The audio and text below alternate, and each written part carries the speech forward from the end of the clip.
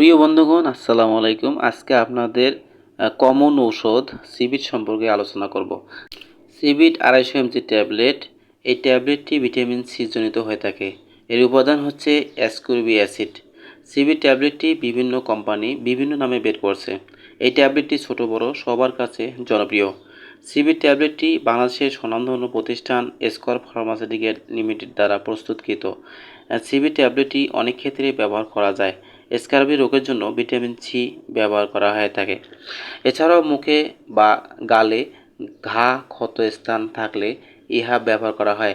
দাঁতের মাড়ি দুর্বল হলে, দাঁত থেকে রক্ত ঝরলে, দাঁত বা হাড়ের ক্ষয় রোধে ভিটামিন সি ব্যবহার করা হয়।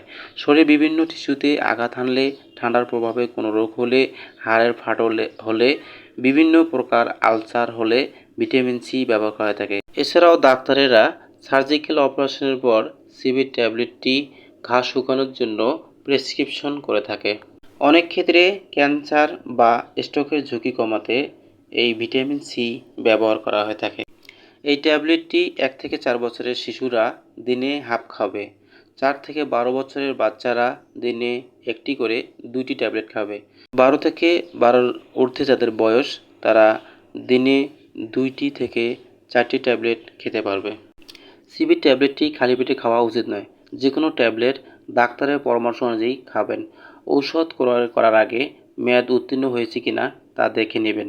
সিবিট ট্যাবলেটটির সাইড ইফেক্ট তেমন নাই, তবে পেট ব্যথা এবং অস্থায়ী দুর্বলতা, ওভারডোজের ক্ষেত্রে অনেকগুলো সমস্যা দেখা দিতে পারে।